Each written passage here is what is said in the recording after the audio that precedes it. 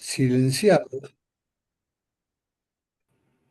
Vamos a darle inicio a esto de la manera en que lo hacíamos al principio, como mucho más formal la presentación del llamamiento, porque ya va muchos meses que lo estamos haciendo un poco más light, pero básicamente nosotros representamos a los sectores de la colectividad judía que se sienten progresistas, nacionales y populares. Por lo tanto, militamos por un judaísmo plural que dé cabida sin ningún otro requisito a quienes se sientan identificados con cualquier elemento que los vincule con la tradición y la cultura judías. Nos encontramos identificados con el reclamo de memoria, verdad y justicia. Estamos hablando del llamamiento argentino judío. Frente a la falta de democracia y la estrechez de miras que exhiben otras organizaciones que se arrogan la representatividad de toda la colectividad, el llamamiento nació a partir de septiembre del 2015 como una alternativa democrática, laica y plural. O sea, estamos próximos a cumplir 10 años de existencia y además 8 años de cine debate, motivo por el cual les agradecemos a todos ustedes la presencia y el seguimiento. En un momento difícil como el que estamos viviendo y todo esto se transformó en virtual a partir de la pandemia. Para el llamamiento, ser argentino es tener un sentido de pertenencia a la patria, al pueblo, a los cuales estamos ligados por motivos históricos, culturales y emocionales.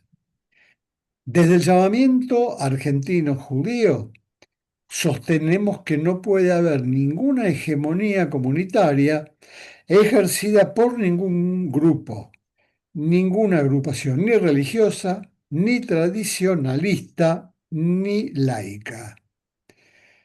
Eh, Sin más, solo me resta decir las pequeñas instrucciones que damos siempre en su pantalla. Señora, señor, hay un simbolito que dice reacciones. Cuando quieran tomar la palabra después que hablen nuestras invitadas, levantan la mano virtual y van a aparecer una manito y se les dará la opción para que participen por orden. En la medida en que ustedes cliquen en eso, se les va a dar por orden. ¿Por qué? Porque si ustedes levantan la mano derecha o izquierda, pero física, posiblemente no lo veamos. Pero si levantan esa, sí, porque se van a acomodar en la pantalla. Y se le va a dar la palabra por orden de aparición. Le rogamos encarecidamente que sean breves para favorecer la posibilidad de todos de participar, que no se extiendan en el tiempo, que sean concisos, que sean concretos, en lo posible que hagan preguntas para nuestras invitadas. Si quieren hacer algún comentario, lo pueden hacer, pero le pedimos que sean concretos, que no se apropien del micrófono. Le paso ahora la palabra a Alicia, mi compañera, para la presentación de nuestras invitadas muy especiales. Adelante, Ali. Bueno, gracias, Víctor. Bueno, buenas noches a todos y a todas. Quiero agradecer, como casi siempre, casi los viernes, que pasamos cine debate político-social, nos acompañan, hay algunas personas que nos acompañan desde el inicio, otros que se fueron incorporando después, así que estamos muy agradecidos. Y especialmente a las invitadas, Hilda Levín y Fabiana Martínez Alan. Voy a empezar presentando a Hilda Sara Levín, que es psicoanalista, licenciada en psicología por la UBA donde ejerce su actividad desde 1972. También en distintas localidades del país. Es miembro de la Escuela Freudiana de Buenos Aires y participó en su refundación. Y colabora en tareas de formación y transmisión de psicoanálisis, especialmente en relación con niños, sus familias y o adultos a cargo. En los inicios de su práctica, fundó en el Hospital Manuel Belgrano el consultorio de psicopatología infantil. También trabajó en el Hospital Infanto Juvenil Carolina Tobar García. Hizo su docencia y supervisión clínica en hospitales y otras instituciones. Entre ellas, también es autora de diversos artículos y libros, entre ellos Perturbaciones graves y Desde la soledad al encuentro con el otro, publicado por editorial Letra Viva, en su segunda edición. Fabiana Martínez Alam, que ya estuvo varias veces y nuestros inicios, ella estuvo cuando era presencial en la Cacerola. Y Fabiana estuvo varias veces acá con nosotros, acompañándonos en el Zoom. Por eso yo voy a decir algo que ella no me puso en su currículum, pero es una gran militante, no porque nos acompañe a nosotros, sino porque en su actividad, en su vida, es una gran militante. Es humanista y licenciada en Teología y Religiones Comparadas. Tiene una diplomatura en Sexualidad y Terapias Sexuales. Bueno, Fabi, tenés la palabra.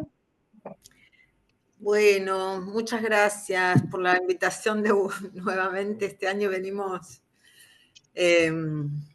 no puedo decir que no, tengo el sí flojo, ya que tiene que ver con un poco con Y nos aprovechamos de eso. Que sos muy valiosa. No, gracias. Gracias, lo disfruto mucho y bueno, por eso es una gran tentación compartir con todos ustedes, con este público maravilloso. Mira, la película tiene un montón de análisis que podemos hacer, ¿no? Muchos cruces, tiene muchos temas claves para usar como llaves de análisis.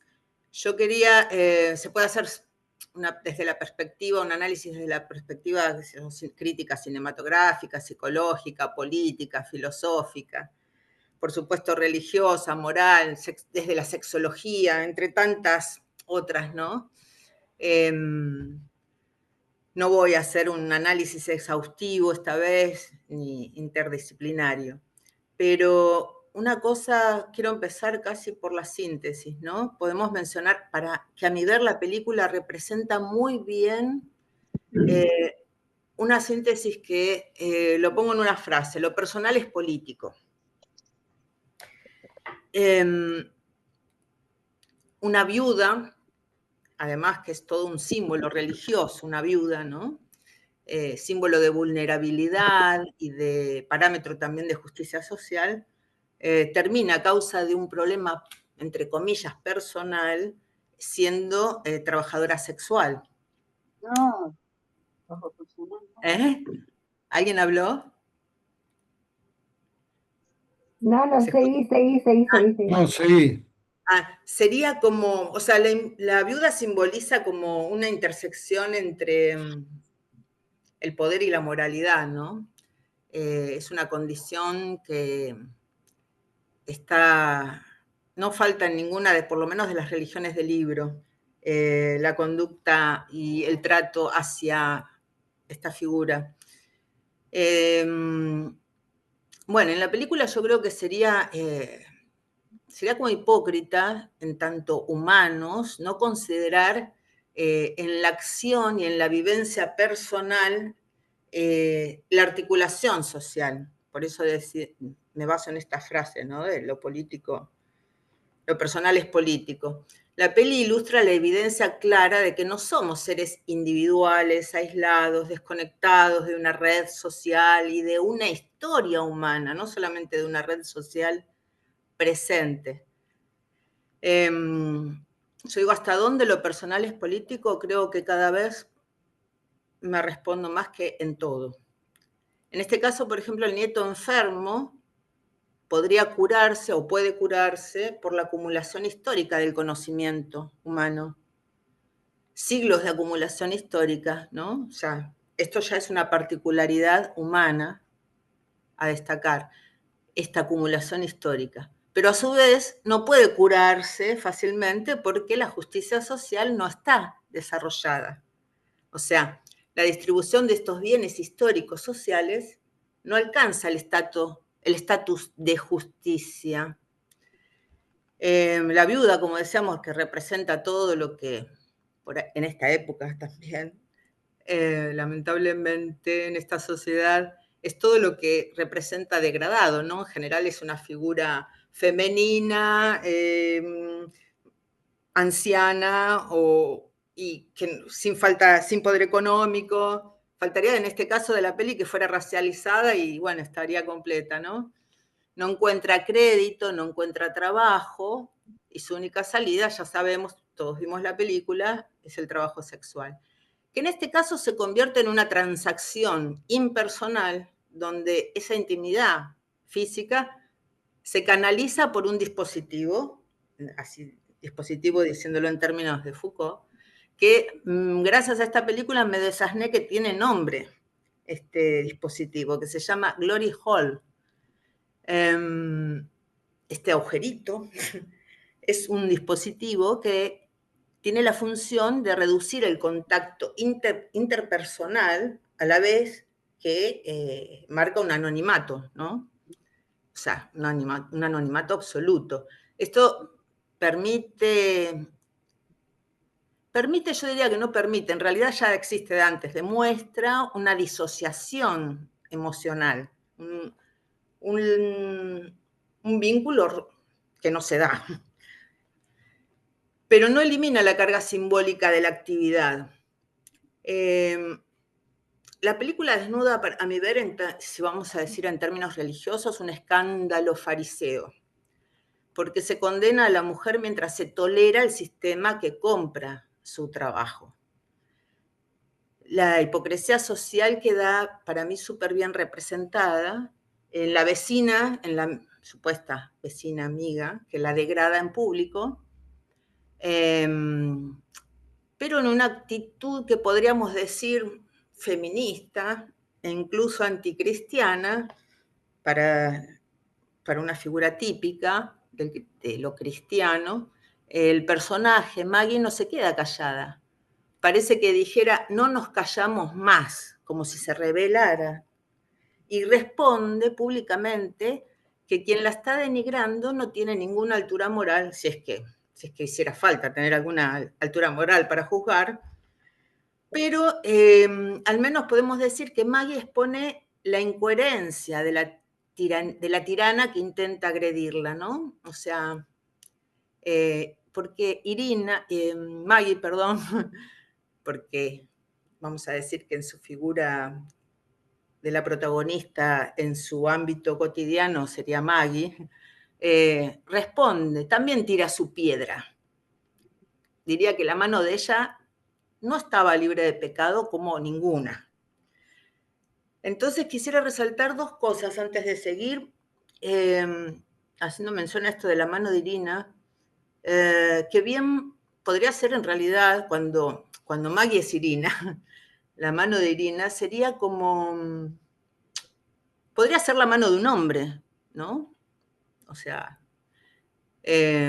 podría ser la mano de un hombre suave, la mano de un masculino que tenga no tuviera ciertas asperezas y eso sería suficiente. Los clientes no intentan averiguar, es más, justamente escondidos en este anonimato es el sentido de este dispositivo de placer, ¿no? Entonces, y desde otra perspectiva podemos decir que los protagonistas de la película son los hombres. porque sin ellos no habría prostitución posible. Creo que la película deja la pregunta también, ¿qué pasa con el deseo femenino? Mejor dicho, no diría ni con la sociabilización del deseo femenino, sino con la mercantilización de la sexualidad femenina en general y en este caso de la masturbación femenina, ¿no? En particular. Pero bueno, así como señalamos que lo personal es político, porque Maggie debe prostituirse en Irina, en términos de una comercialización sexual por necesidad económica, porque también podría ser que ella quisiera dedicarse a masturbar por amor al arte, pero bueno, no es este el caso. En este caso es una necesidad, una comercialización, y por eso entra en la categoría, como decía, de prostitución. Más allá de la masturbación como tema específico, creo que la sexualidad en general también es un tema político. Porque allí donde no regula, también allí donde no regula el Estado, la institucionalización de la religión regula. Está tan normalizado que las religiones controlen los cuerpos y la sexualidad, que uno se pregunta por qué. ¿Por qué es este interés tan particular de todas las religiones regular la sexualidad, ¿no? Humana? Yo creo que ahí hay una clave muy importante. Michel Foucault, en Historia de la Sexualidad, menciona, hace una relación compleja y multifacética entre esto, entre la religión, el control del sexo y la violencia, en la que obviamente este no es el lugar para entrar, pero que sí diría que desde la sexualidad como la fuente de la vida, también hay una película que se llama así, si no la vieron la recomiendo, es controlar el mundo, controlar la sexualidad, porque es la energía vital, ¿no? Dentro de este sistema religioso de control, por ejemplo, las prácticas de confesión tienen mucho que ver con este sistema de control, la culpa y la escisión del sujeto. Acá quiero ir, ¿no? O sea, creo que la película ilustra muy bien la escisión de los sujetos y de las relaciones sociales. Y esto me lleva a preguntarme por lo contrario, o sea, cómo sería una sociedad en que no existiera, por ejemplo, esta actividad de degradación, o sea, cómo sería que Irina tuviera, o el Maggie tuviera la posibilidad porque ya no tiene posibilidad de crédito, no tienen, ¿no? Les niegan un montón de posibilidades, de acceder, solo por existir, en un sistema no violento, a cubrir sus necesidades, aprovechándose del conocimiento de la historia humana en general. Podríamos observar, digo, cómo la historia de los movimientos sociales, políticos, sociales, en general, tienen mucho que ver con los reclamos sobre la autonomía, sobre el propio cuerpo. Yo creo que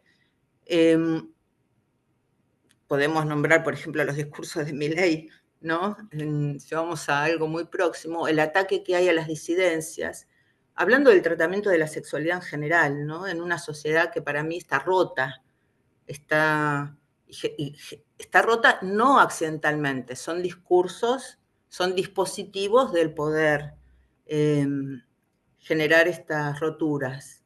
Y tiene que ver con estigmatizar a lo humano, o sea, degradar lo humano a una condición animal o de cosa, ¿no? Porque desde muy temprano yo pensaba que en la sexualidad, desde muy chica, en la adolescencia, cuando se me empieza a despertar la pregunta, yo me decía, hay algo muy poderoso en la sexualidad, porque poderoso en el sentido de sagrado, aunque no en términos religiosos,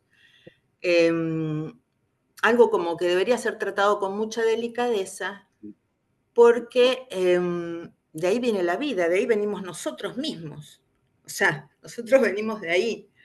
Pero también esta condición de que nosotros venimos de ahí se ha aprovechado para naturalizar la condición humana a una condición zoológica, aunque el ser humano es el único ser, y esto no lo digo en términos soberbios, o sea, de que por eso mismo nos tenemos que creer en una condición superior, pero sí en la particularidad de que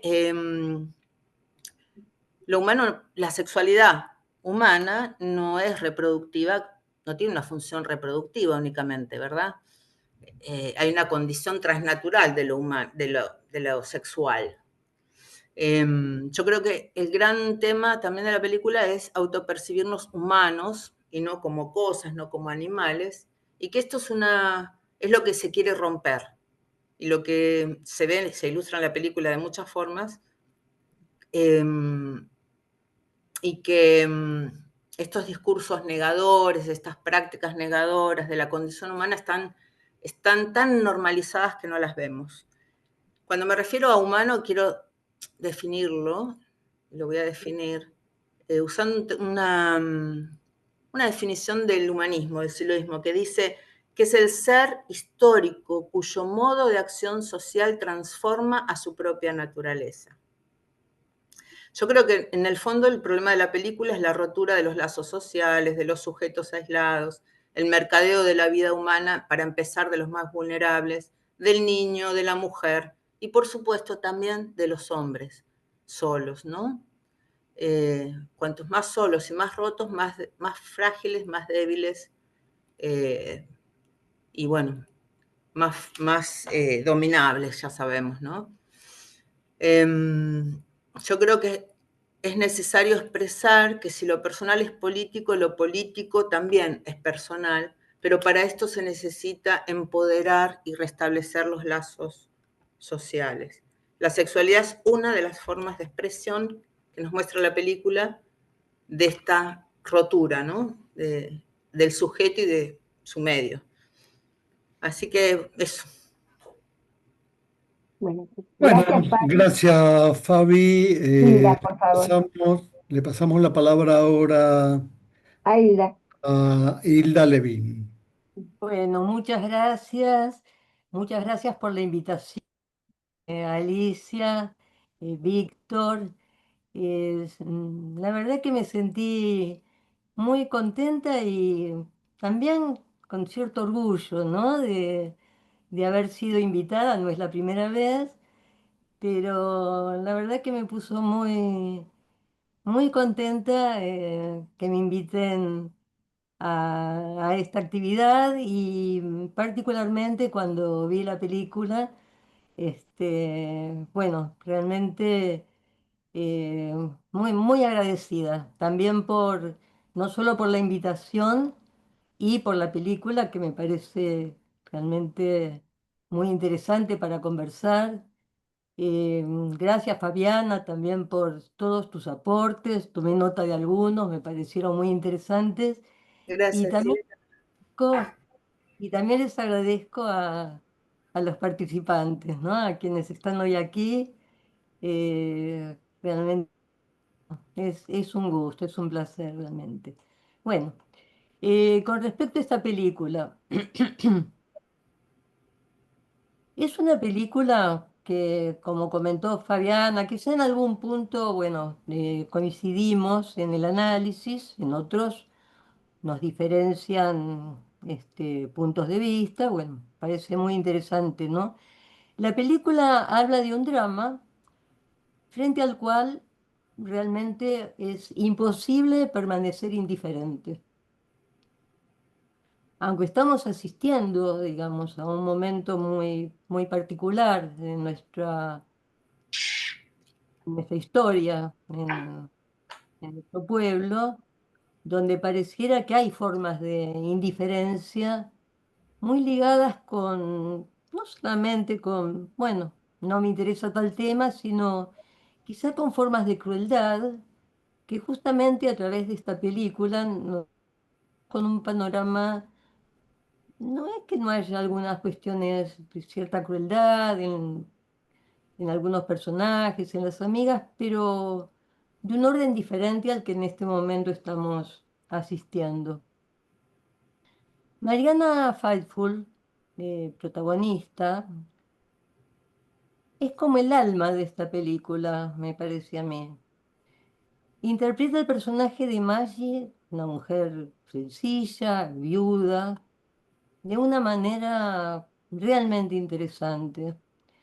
La familia actual de Maggie está compuesta por su hijo, la nuera, un nieto, el hijo de ambos, que está padeciendo una muy grave enfermedad. Ella, o sea, Maggie y también su hijo, solicitaron créditos porque, bueno, para curar de la enfermedad de este chico, viajar a Australia, esto sale carísimo, no tenían el dinero para solventar los gastos requeridos. El tratamiento, según informa el médico, sería gratuito, ¿no? Va a ser en Melbourne, en Australia, pero no el transporte y la estadía. Faithfull, la actriz, en mi opinión, debe ser profundamente elogiada por su actuación, en la que conviven vulnerabilidad y decisión. Esa decisión que en el psicoanálisis ubicamos también en relación a un profundo deseo. El deseo al que me refiero no es simplemente quiero esto o quiero lo otro, sino algo más, es un motor que sostiene una decisión indeclinable, pese a los obstáculos o esfuerzos para llevarla a cabo. Los hilos que entraman la historia con los que tropezamos todos los días, el trabajo que puede estar faltando, la maternidad, la abuelidad, el sacrificio, los malestares ligados a la convivencia, las amigas, las diferencias. Pero también toca un tema tabú, ya lo comentó también Fabiana, un tema tabú desde siempre. Es el cuerpo exiliado de todo posible amor y ternura, cuando toma primacía el sexo y su obtención por medio de la paga con dinero. Irina Palm es una película que se abre ante nosotros como un delicado tejido de emociones, deseos y contradicciones. Desde el inicio juega con signos y símbolos, poco a poco van revelando aquello que está oculto, como si nos invitara a mirar más allá de las apariencias cotidianas. Maggie se estremece ante la urgencia del dinero para viabilizar el viaje, la estadía, ese costo que tantas veces marca la diferencia entre la vida y la muerte.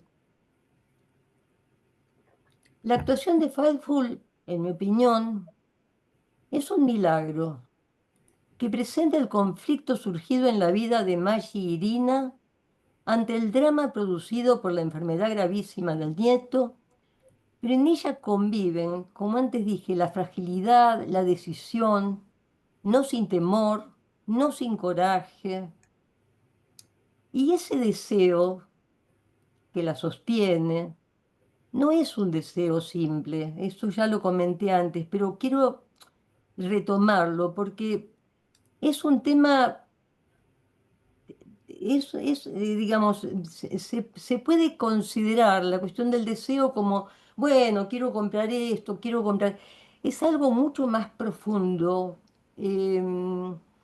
digamos, de un orden que a veces acompaña una decisión que uno está tomando sin tomar conciencia total, digamos, de esto que me está llenando de coraje para llevar a cabo algo, aunque esté llena de temor. A eso llamamos deseo en psicoanálisis. Es como un sostén invisible que nos impulsa a atravesar lo impensado, lo impensable, a sostenernos, no sabemos cómo, cuando todo parece desplomarse. Quien ha pasado situaciones por guerra, de diversas situaciones, y encontrarse en un momento posterior, no sé lo que me ayudó, no sé lo que me sostuvo para hacer esa travesía. Lo que sigue es la entrada de Maggie en un mundo inesperado, casi tabú. El club de sexo donde su cuerpo deviene instrumento, no para su propio placer, sino para el goce ajeno. Un fin que excede lo personal, lo ético, lo radical de cada subjetividad. Ella presta su mano, símbolo parcial, fragmento de cuerpo, que ya no es ni de madre, ni de abuela, ni de viuda respetable, es otra cosa. Ella en principio no sabía cómo hacerlo. Se lo enseñó Luisa, que ella trabajaba en el lugar y le fue pasando su saber, que no consistía sino en masajear un pedazo de cuerpo de otro desconocido, no visible, no abordado en su enteritud. De él no sabrá el nombre, no se mirará en su mirada, no sabrá el color de sus ojos, ni de su piel, no habrá abrazo ni encuentro. No olerá su perfume, no escuchará su voz. Es el encuentro desalmado de dos pedazos de cuerpo distantes, desconocidos, anónimos. Aunque tal vez en los minutos durante los que se realiza ese acto empobrecido, el que está del otro lado imaginarice con el nombre Irina, el cuerpo, tal vez incluso el encuentro con una mujer soñada.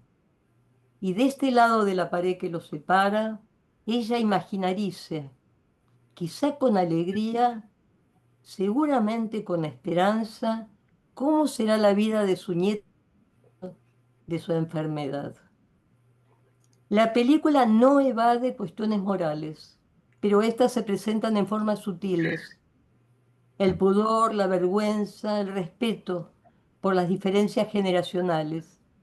También las que surgen entre Maggie y sus amigas, entre Irina y la venezolana. De las primeras, las amigas, ella huye, pero en otro momento, ya más segura de que está consiguiendo lo que se deseaba, el dinero no por dinero, sino para la cura del nieto, se acerca y les cuenta su verdad. Ellas, en un juego de escenas fascinantes, gozan con lo que escuchan. Los rostros, las miradas, las preguntas, quieren saber algo más. Y al mismo tiempo es como si el relato de Maggie abriera una grieta en sus propias vidas. Ella destaca una de las supuestas amigas, creo que Jan se llamaba, Jan, quien con aire moralista revela su hipocresía. Esa misma amiga, cuya moral desborda por la mirada y comentarios, resulta que tuvo una relación secreta, es decir, culpable, con el marido de Irina. La transindividualidad se hace patente en estos lazos entre mujeres, en ese tejido invisible que sostiene y desgarra a la vez. En paralelo se despliega la red intergeneracional, la abuela, el nieto, la nuera, con la que siempre hay distancia, conflictos. El hijo, que no soportando lo que intuía como secreto y tal vez riesgoso, pero al mismo tiempo no confiando en su madre, que claramente solicitaba distancia y silencio respecto del tema del que no quería hablar, así que un día él la siguió para ver de qué se trataba. La sexo, él vaciló, también entró. Les digo que tuve temor ante esa escena en que amparado en cierto anonimato y tensado por la curiosidad de no saber en qué andaba su madre, tuve temor de que se pusiera en la lista de quienes iban a ser tocados, masturbados por su madre. Temí un encuentro incestuoso, aunque no buscado. Sentí una tensión que por fortuna no se materializó. Por alguna razón, ella y el hijo se cruzan, se visualizan y al verla, el muchacho huye. Y en su huida reverberan, en mi opinión, los límites simbólicos, simbolizantes que le fueron transmitidos. El respeto simbólico intergeneracional que Freud conecta con la asunción de las prohibiciones simbolizantes, concomitantes, necesarias. La huida del lugar del hijo es un signo, en mi opinión, de un orden que sostiene la ley y el deseo regulado, los goces regulados. Esto le fue donado por sus padres, por esta madre que siendo abuela decide en un momento crucial de su vida dar una parte de su cuerpo, su mano, para conseguir el dinero necesario para la cura del nieto. Dinero que los que otorgan créditos le negaron. En Magirina se condensan estas tensiones, esos límites delicados que no permiten que lo trágico se transforme en desastre.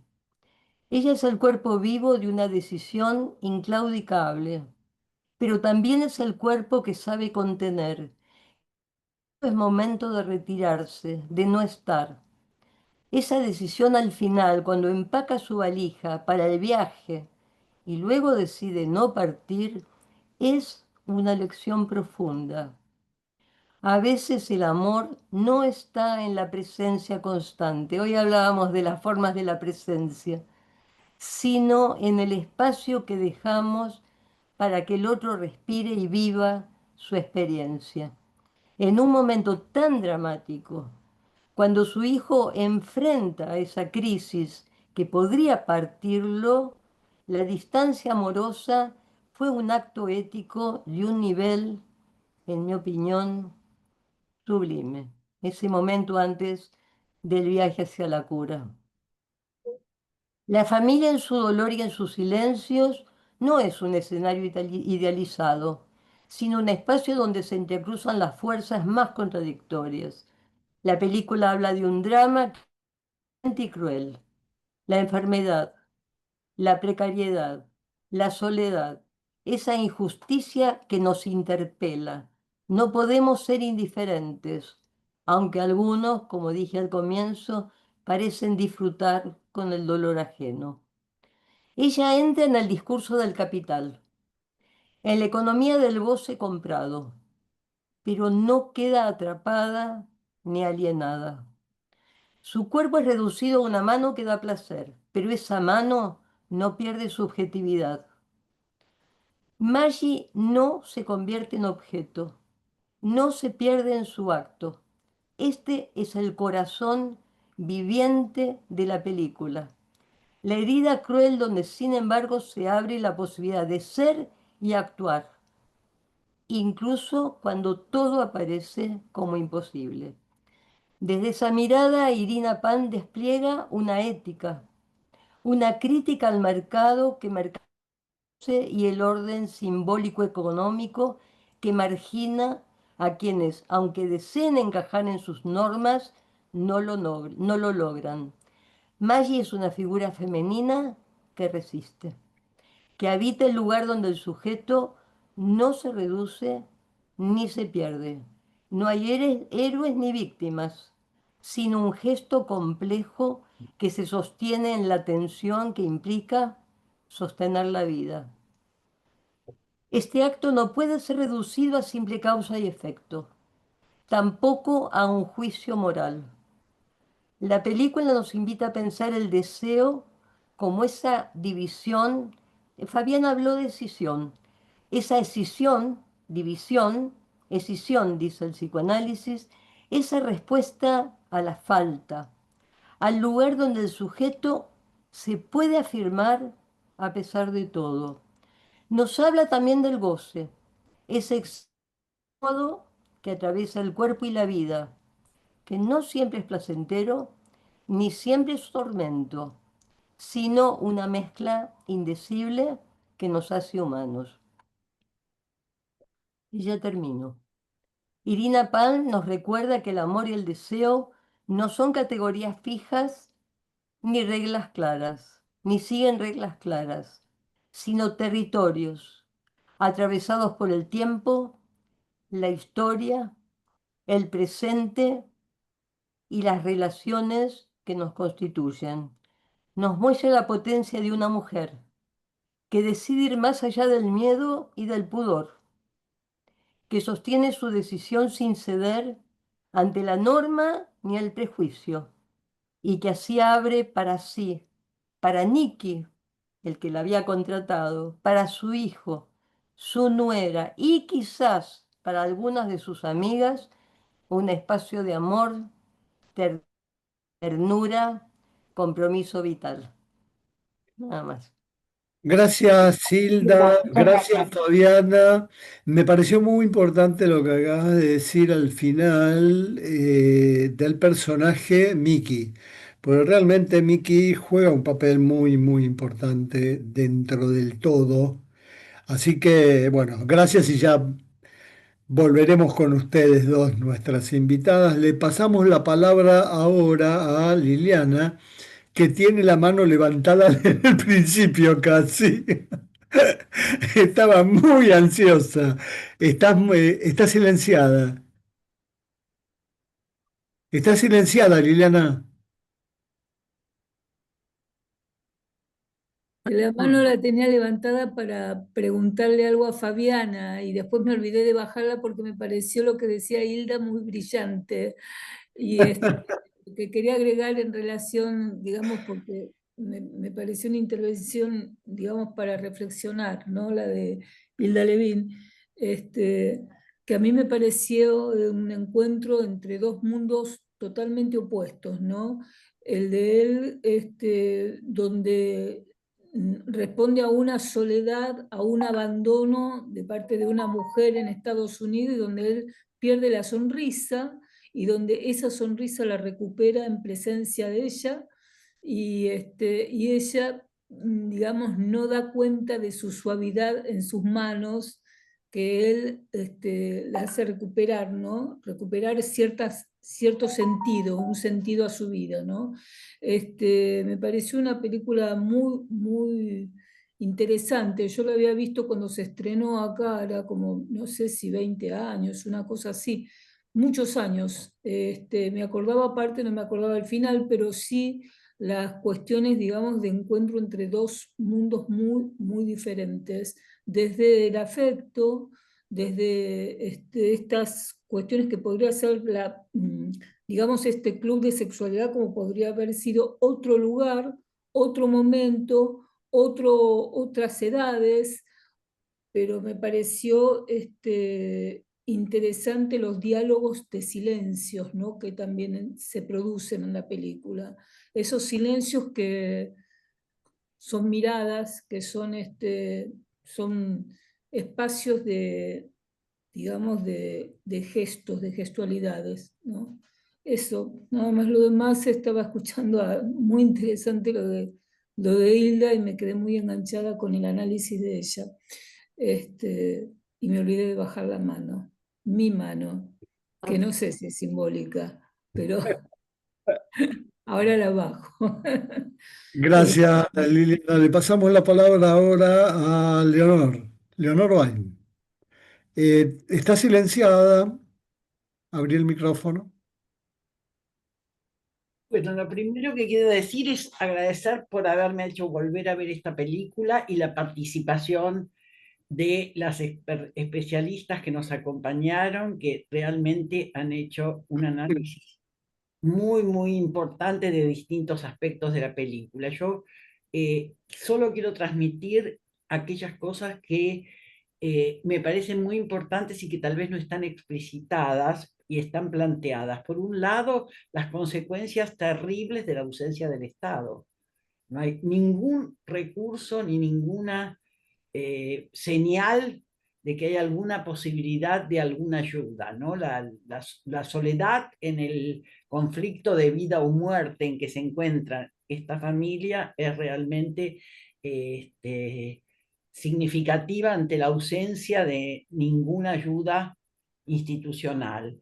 Y otro tema, me parece muy interesante el crecimiento de la protagonista y la recuperación de la seguridad y la confianza en sí misma que le da simplemente haber podido tomar sus propias decisiones y sostenerlas y lograr no avergonzarse. Y por otro lado me remite a un conflicto latente en el feminismo que tiene que ver con respecto a la prostitución, si es un trabajo o no es un trabajo, que es un tema que casi divide al movimiento en general por las posturas opuestas, donde no hay puntos intermedios. Y yo creo que esta es una película humanista porque no se pronuncia sobre eso, no condena en ningún momento y permite generar en la protagonista una seguridad que había perdido, que no tenía, y una confianza en su propio criterio y en la integridad de sus propias decisiones, ¿no? Eso es lo que quería compartir. Gracias, Leonor. Le pasamos ahora la palabra a Mario.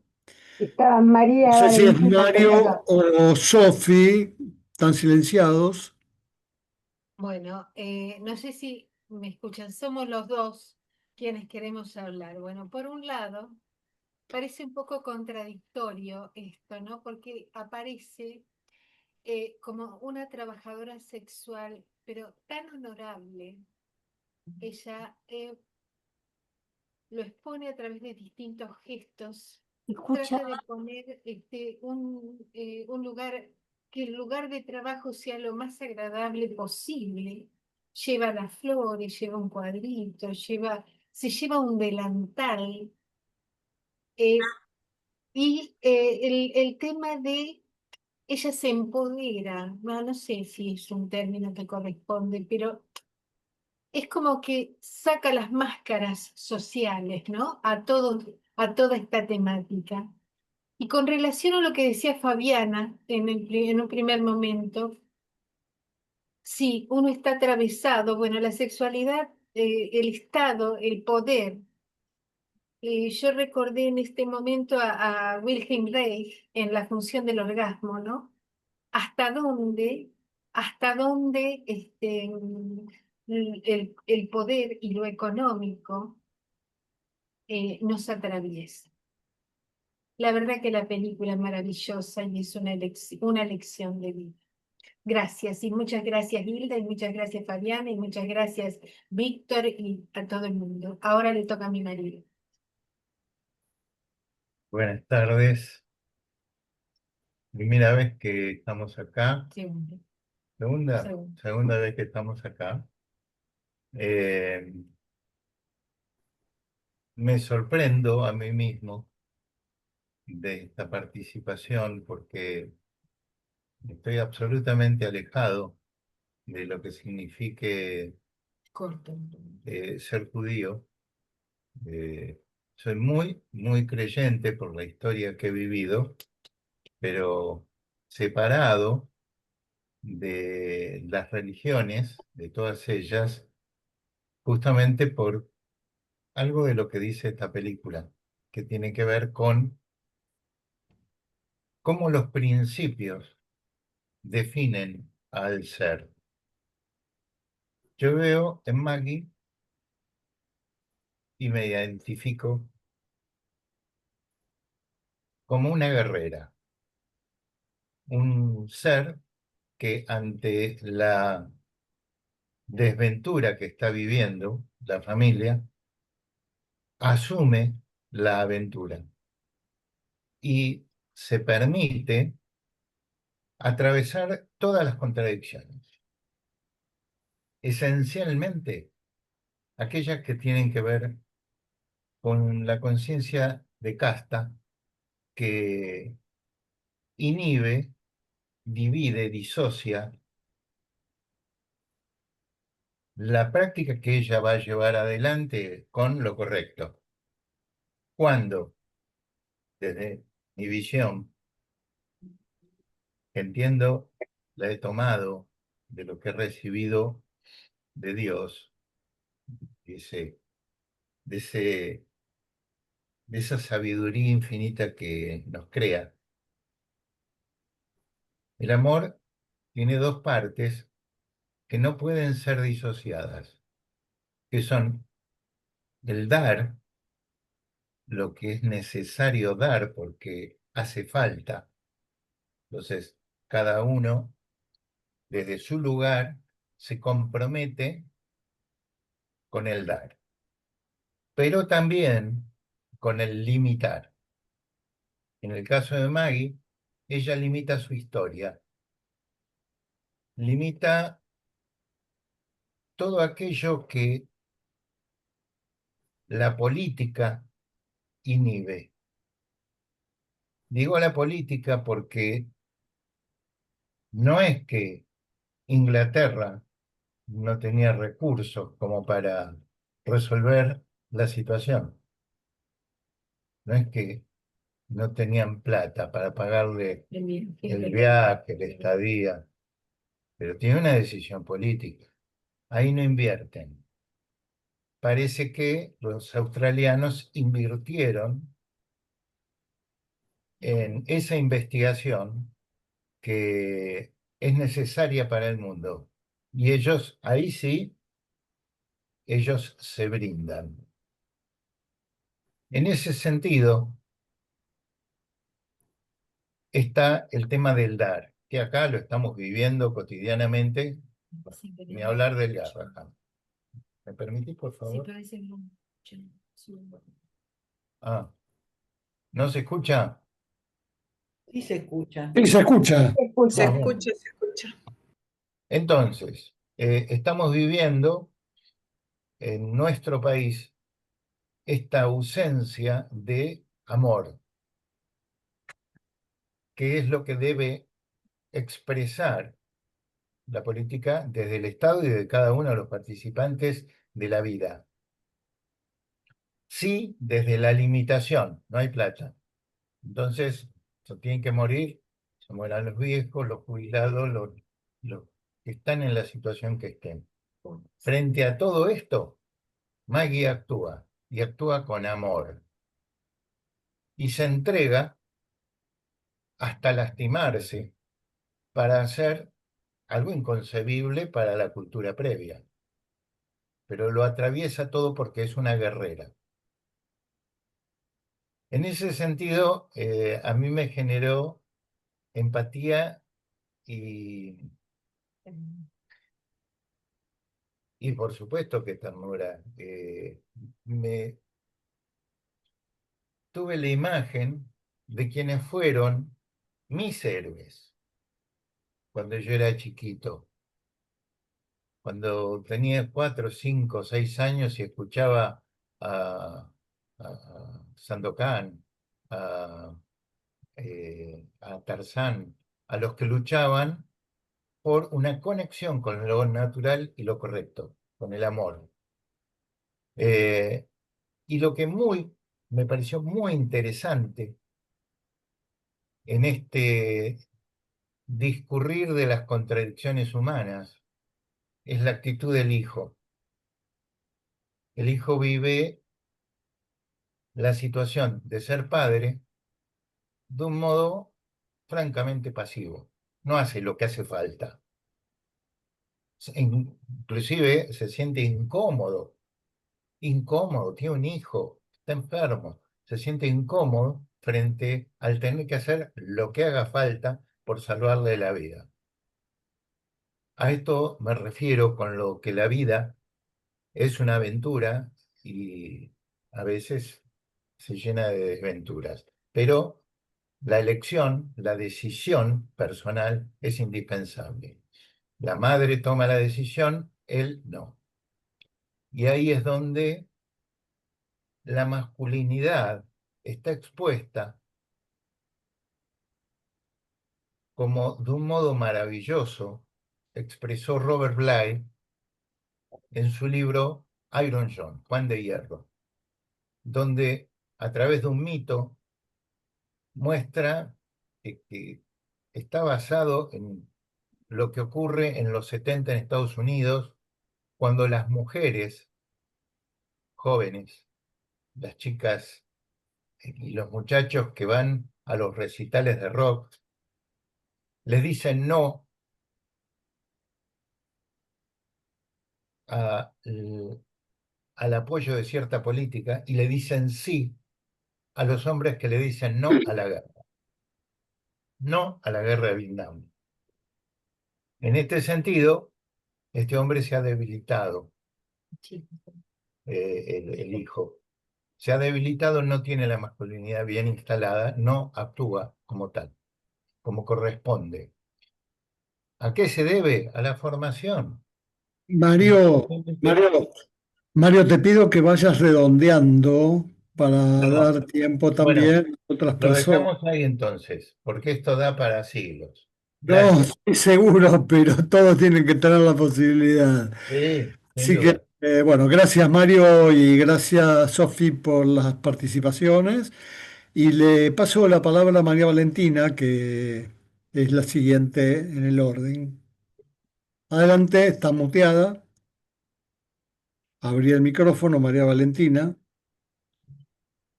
Hola, hola, ¿se oye? Sí, Sí, sí.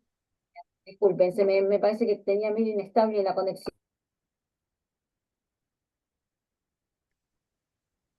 me parece que te quedaste congelada.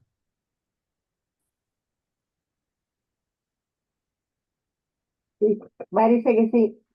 Sí, sí, sí. Bueno, después la retomamos. Ahí está. Te habías quedado congelada, María. Ya, ya que hace frío, ¿ah? Este, bueno, anoté un montón de cosas, pero voy a ser breve. En primer lugar, me quedo con una de las primeras frases de Fabiana, porque es una de las frases que tenemos como bastión en el feminismo, lo de lo personal es político. O sea, este análisis con el que inició su alocución Fabiana y a la vez, bueno, tomo algo que dijo Leonor porque yo soy una vieja militante feminista y una de las preguntas que me hice después de escribir varias cosas acá es si podría elegir realmente Maggie y a través de Maggie todas las que en definitiva eh, realizan trabajo sexual, que es una gran pregunta y yo, la verdad, es un poco como dice Leonor, hay divisiones, algunas tajantes, no es mi caso, yo lo que tengo son profundas contradicciones. O sea, la división no es, en mi caso no es que estoy de un lado o regulacionista o abolicionista, sino que tengo profundas contradicciones porque ¿qué es elegir en principio? Digo, es digamos, el pseudo argumento de la elección cuando en realidad el sistema la expulsa, porque el sistema la expulsa de todos lados, es decir, no le dan crédito, la tratan de vieja, no consigue trabajo.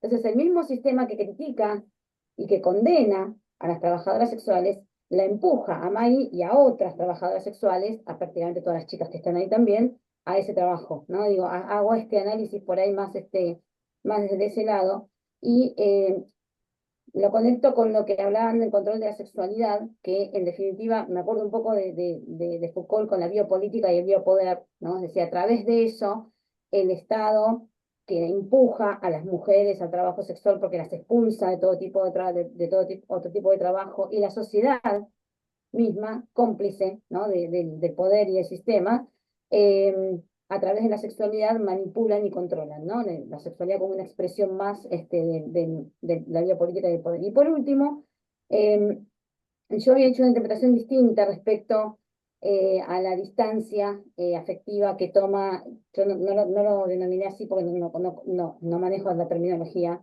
la distancia efectiva de Maggie en la escena final cuando decide no acompañar a su hijo y a su nuera. Yo lo tomé como dos cosas, lo tomé por un lado como que ella no iba con él para que él empezara a hacerse cargo de sus decisiones, porque él hace un berrinche, un planteo bastante violento y machista en un momento cuando empieza a decir que todo el mundo le dice lo que tiene que hacer, cuando en el momento en que estalla dice que esa plata es mala vida, porque bueno, es un moralista y es un mediocre el hijo en definitiva, y un hipócrita. Y es un poco dejarlo partir, dejarlo definitivamente volar y que él haga, que tome sus decisiones con su pareja, con respecto de su hijo y demás en otro país, en una circunstancia tan difícil como en la enfermedad del niño. Y por otro lado, que ella, cuando termina, que vuelve al lugar donde trabajaba, donde está Miki, es una liberación, es por fin hace su vida. Digo, por fin piensa en ella misma, en definitiva, eh, y emprende ese camino, el camino de despegarse del pasado, para despegarse de su hijo también es despegarse de su pasado, en definitiva, despegar de su pasado, despegarse de su pasado, despegarse, ¿no? Afectivamente, como bien dijo Hilda, yo no lo había pensado así, de su hijo y emprender un camino, construir su propio camino de alguien más junto a alguien que también está roto, igual que ella, ¿no? Que es Miki. En definitiva, hay una frase de Miki que a mí me quedó rebotando, cuando él dice, cuando ella le pregunta, ¿por qué haces esto? Y él le dice, porque... Perdón, se quedó congelada de vuelta.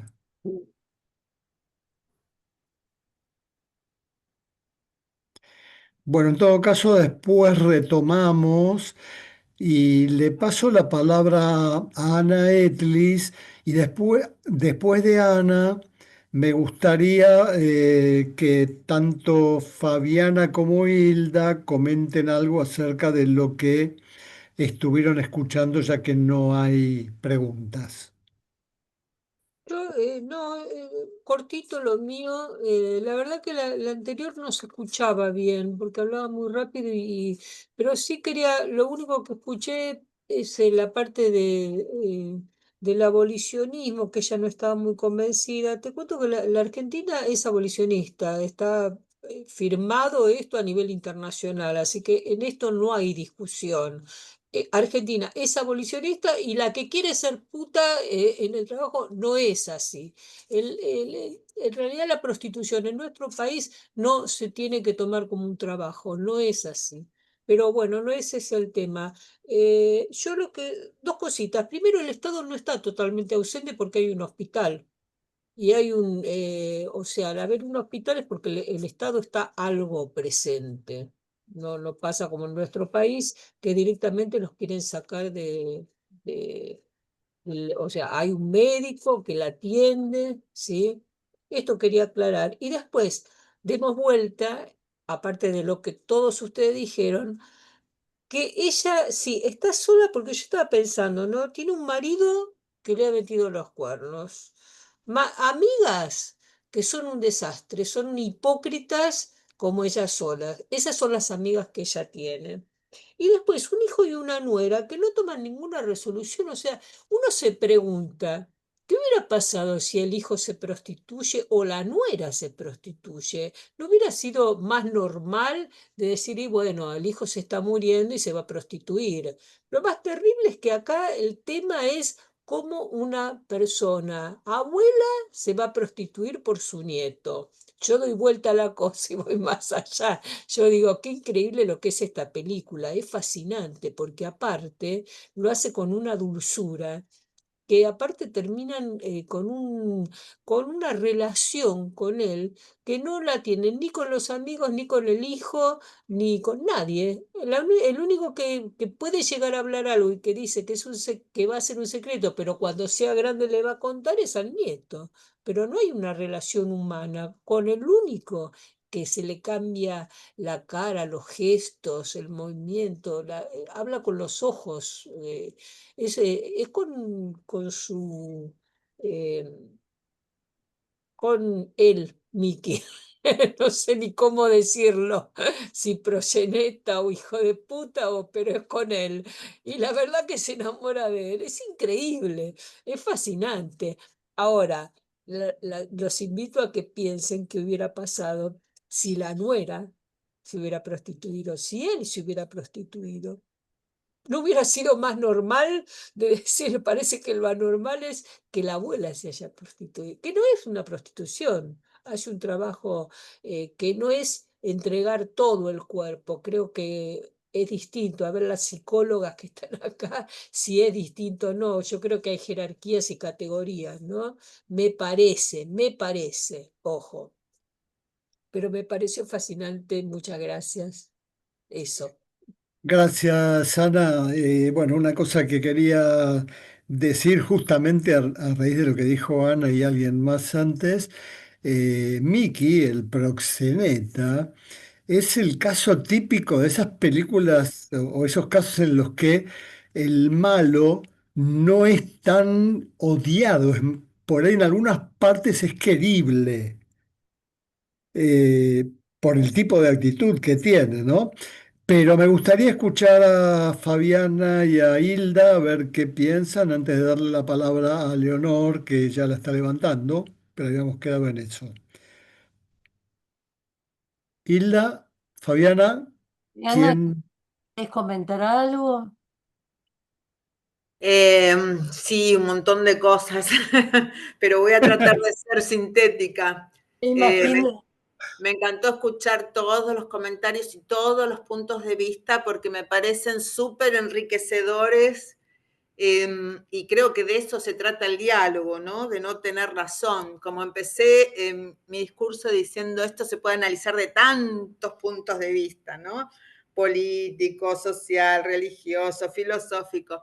No da para hacerlo en 10 minutos, pero para mí hay muchas claves en la película y creo que las hemos atravesado unas cuantas. Voy a decir un par de cosas de lo que recuerdo fundamentalmente. Primero pienso que algo que esté instituido no es garantía de nada. O sea, para mí no es autoridad de nada ni garantía de nada. Creo que todo eso está en crisis, por supuesto. La institucionalidad está en crisis. Enhorabuena, a pesar de los... Y esto creo que hace un cruce también con otros comentarios, porque creo que la solución no es individual, no es personal. Por más heroína, por más fantástica y resolutoria que pudiera ser una persona frente a un problema que tiene una raíz social. Por eso dije de entrada y al final de que lo personal es político, pero lo político es personal. Y esto es una cosa que debería, para mí, ser la transformación que tenemos que hacer como seres sociales que somos, porque si no es como también una hipocresía en la que el Estado está para recibir solamente. Y el Estado somos nosotros en realidad, y nos tenemos que empoderar de esto. Entonces esta heroína en realidad termina siendo, o estas respuestas individuales y particulares, a mi ver, terminan siendo funcionales a un sistema que nos reduce a cosas y nos termina denigrando y nos termina rompiendo nuestra red social y existencial, diría, ¿no? Entonces, para mí no son tan, o sea, si hay víctimas, por ejemplo, como, o mejor dicho, gente no respondió el hijo o la nuera, quizás porque estaban atravesados por una situación en la que no se sentían con el poder de transformar, y no estoy para juzgarlos por eso, ni que la abuela pueda haber tenido esa capacidad de responder, para mí sigue la misma dinámica binaria que no resuelve nada. O sea, creo que este empoderamiento de ella termina siendo funcional a un sistema que no responde y que en realidad tiene que ver con que nosotros cumplamos esa segunda parte del enunciado, ¿no? De que lo político es personal. Entonces, no solamente la dirección va para el recibir, sino también en este dar que se mencionaba en un momento, ¿no? O sea, ¿qué hacemos nosotros para transformar esas condiciones que generan sufrimiento? Y creo que en esto también nos convierte en seres humanos, salir de esta cosa cosificadora que nos muestra tan explícitamente, en este caso, la sexualidad anónima, esta sexualidad, no sé cómo llamarla, tan Fabi, mercantilizada. Sí, Fabi, te pido que redondees para darle paso a Hilda, porque ya nos va eso. dando poco Creo tiempo. creo que esa es mi reflexión, la reflexión que invito a Gracias, proponer y mi Fabi. síntesis. Gracias. Hilda, te escuchamos. No. Bueno, realmente es como para seguir, ¿no? Cada una de las intervenciones, porque, bueno, van aportando a un problema actual y no solamente actual, un problema que atraviesa la cultura, ¿no? Em, pero digamos, por un lado, me parece muy interesante em, cómo en esta película se fue planteando la cuestión de las mujeres. El tema de las mujeres me pareció algo muy interesante en sus diferencias, ¿no? Por supuesto que también este señor Ricky, ¿no? Ricky, Miki, Víctor, sí, Miki, Nicky, sí, Nicky. Sí, el lugar de los hombres, ¿no? Entrando más finamente o más profundamente en la película, hay como una diferenciación importante que marca, ¿no? Entre el lugar de las mujeres y el lugar de los hombres. Y si bien podríamos decir, bueno, las amigas, ¿no? La hipocresía. Es muy interesante hilar fino, ¿no? Como, por ejemplo, de los hombres, en relación a los hombres, cómo cada cual es distinto del otro, ¿no? O sea, Nicky y John son tan diferentes entre sí, ¿no? Como, si bien Fabiana es cierto que lo individual no se resuelve en soledad ni en forma singular, y es cierto que en la calle somos mucho más que dos. Me hiciste recordar algo que plantea Freud en Psicología de las Masas, ¿no? Donde plantea que lo individual es social y lo social es individual. Y es como el tema de la enfermedad, ¿no? Es decir, si el pequeño está enfermo, hay toda una sociedad que se pone en movimiento o no para ayudarlo, pero hay que operarlo a él.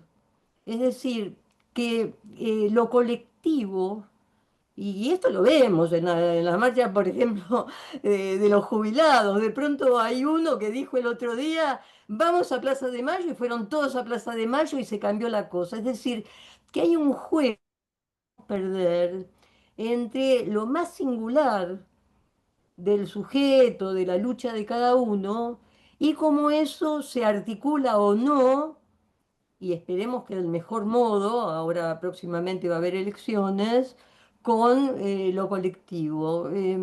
Yo creo que no hay uno sin lo otro, porque si tenés un problema del corazón, y no me refiero solamente a problemas de amor, hay que hacer una intervención. En estos días, un muchachito, bueno, se logró hacer un trasplante al corazón porque, bueno, se consiguió un corazón. Hace falta el otro siempre y hace falta el uno, o sea, la operación es Claro, en el no es chiquito. binaria la cosa, por eso decía que no es binaria, no es o uno o diluido en el anonimato, claro. Exactamente. Y hay una cuestión Eso es binaria, hacernos, sí. término, y esto Mm. termino. Y hay una cuestión binaria muy interesante que me parece a mí que hay que tener en cuenta, y es esto que vos decías, Fabiana, no se resuelve en lo binario. En lo binario, o sea, en lo que sería, digamos, relaciones duales o formas duales de pensar,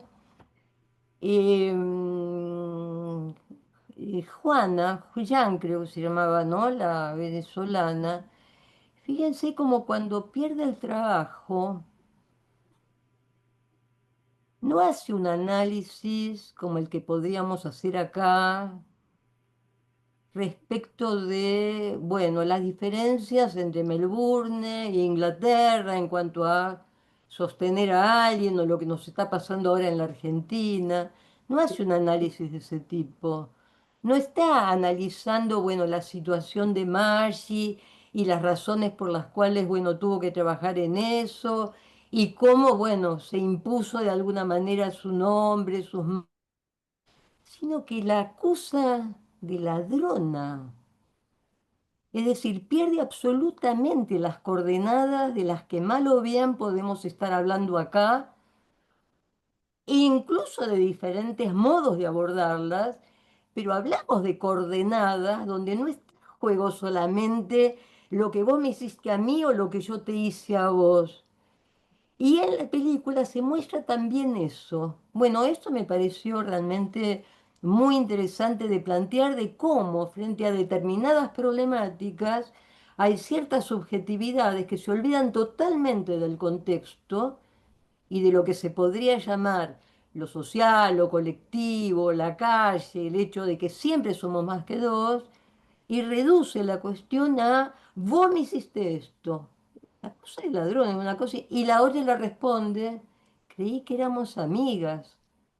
Bueno, me parece que son cuestiones como es como si la película pudiera irse desplegando, ¿no? Como un fractal, ¿no? Es decir, entramos en un aspecto de la película y bueno, se pueden abrir varias dimensiones para pensar las cuestiones, ¿no? Es cierto, gracias Hilda. Le pasamos la palabra ahora a Leonor, que tiene algo para decir, y ya después vamos a ir con el redondeo final por parte de las invitadas y las despedidas, pues ya estamos dentro del horario. Pero tranquilas.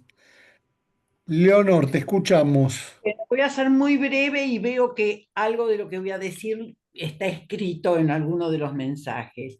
El hecho de que para la legislación argentina respecto al tema de la prostitución sea abolicionista, no significa para nada que tiene que ser así, que hay que aceptarlo y que todos estemos de acuerdo respecto a eso.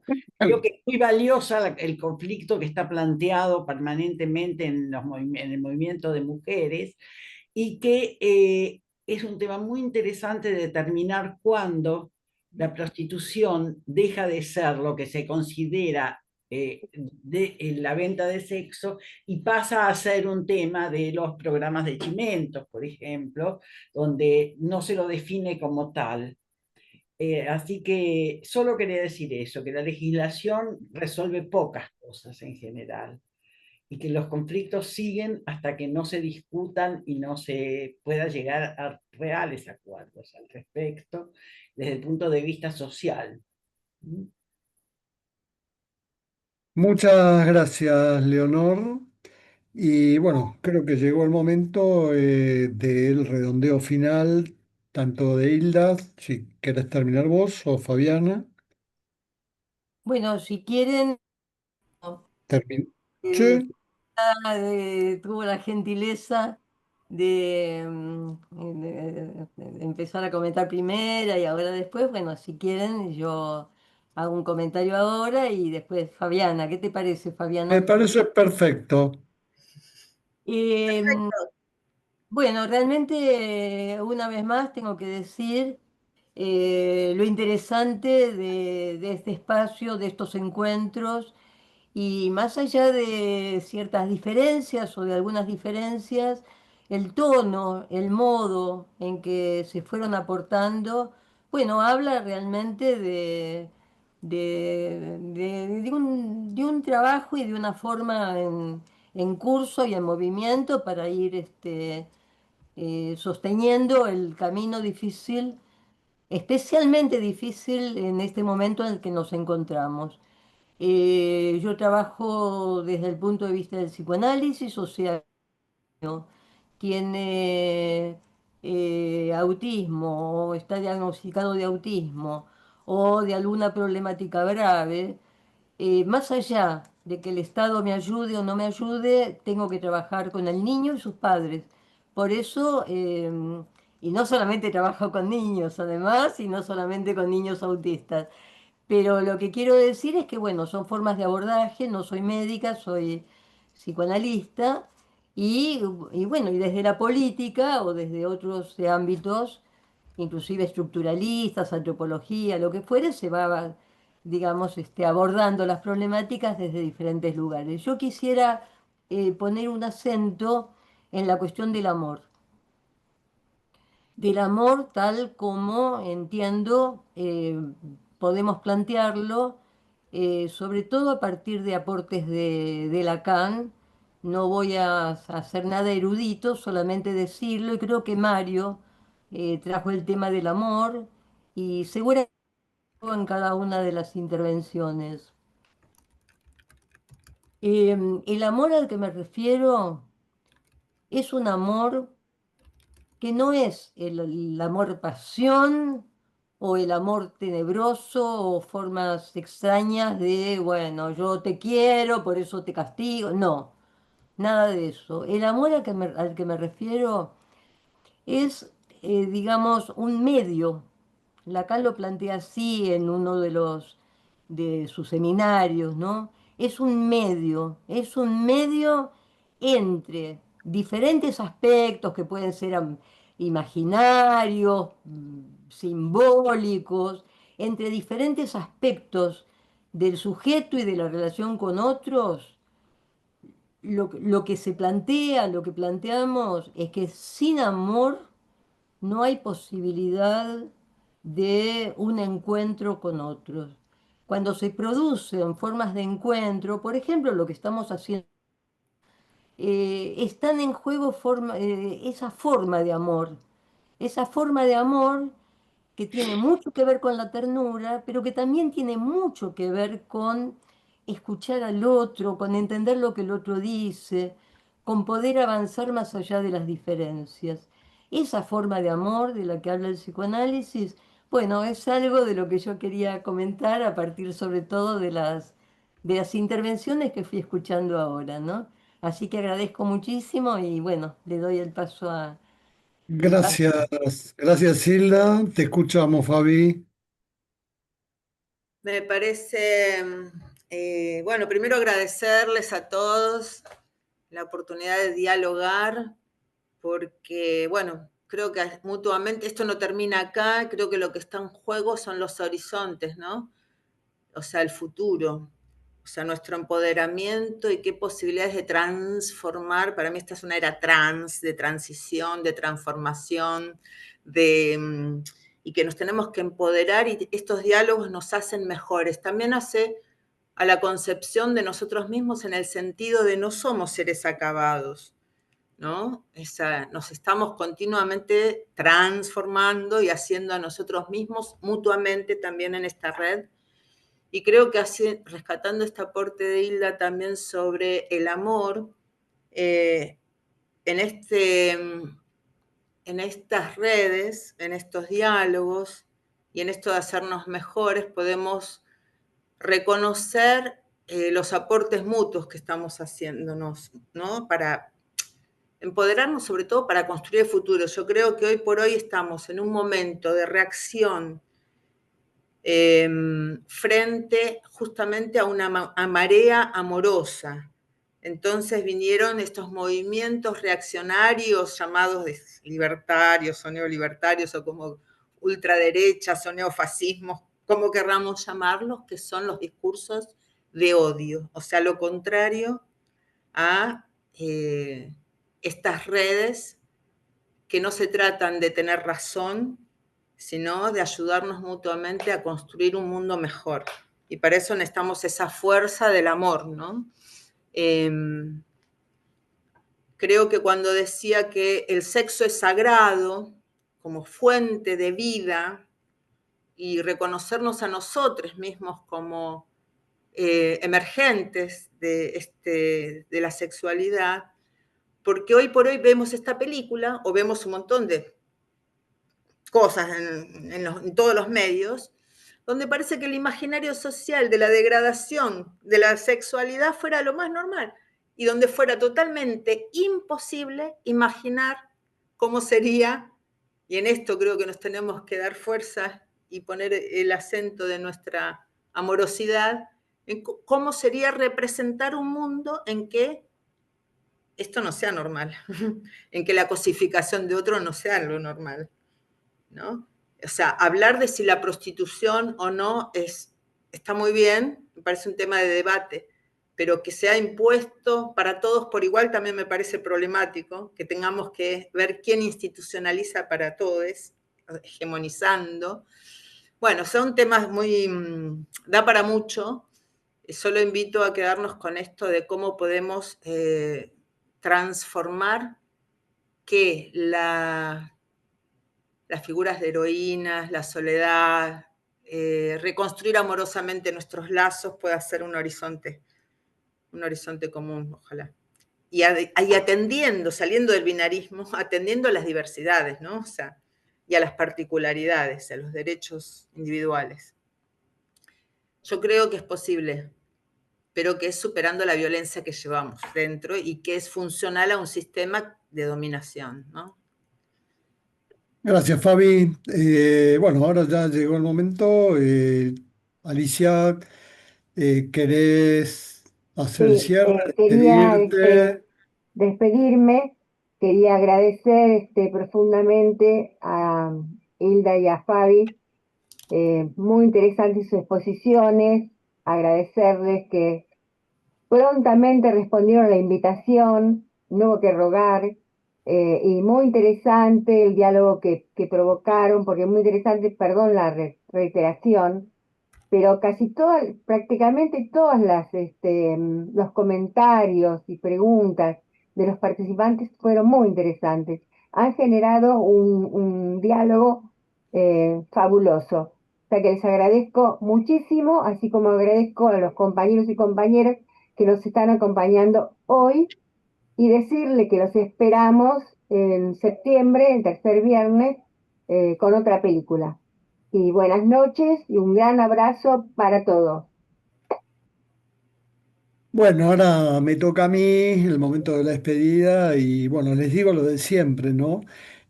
Todo esto y tal como básicamente dejaron entrever todo lo que dijeron, a nosotros nos hace crecer mucho. Siempre aprendemos algo nuevo, algo diferente, algo distinto, que, como decía Fabiana, nos transforma también, porque eso nos completa o sirve para que nos vayamos completando y vayamos siendo o tratando de ser mejores de lo que somos. Y este diálogo que tuvimos todos hoy es muy importante porque es un espacio que nosotros tenemos donde sabemos perfectamente que vamos a escuchar y que vamos a ser escuchados y que esperamos seguir haciéndolo durante mucho tiempo, contar con vuestra presencia, porque eso es lo más importante. Si no estuvieran ustedes, esto no serviría para nada. Así que, como dijo Alicia, y lo reitero, los esperamos el próximo tercer viernes del mes que viene con otra película que espero que sea una sorpresa maravillosa por algo que tenemos en vista. Realmente ojalá se pueda dar. Gracias Fabiana, gracias Hilda, fue hermoso todo lo que dijeron y gracias a todos por todos los aportes. Nada más. Gracias. Muchas gracias a todos. Gracias a todos. Gracias, mil gracias. Un beso grande a todos y a todas. Eso y fue un encuentro excepcional. Gracias. Excepcional, tal cual. Besito, buenas. Muchas gracias. Muchas gracias. Gracias a todos y a todos ustedes. Y los esperamos. Nos vemos. Muchas gracias. Hay una cosa que es importante, no se olviden de los desayunos que habitualmente se hacen desde el llamamiento con personas que resultan muy interesantes. Así que nos esperamos. Chau, chau. Y Víctor,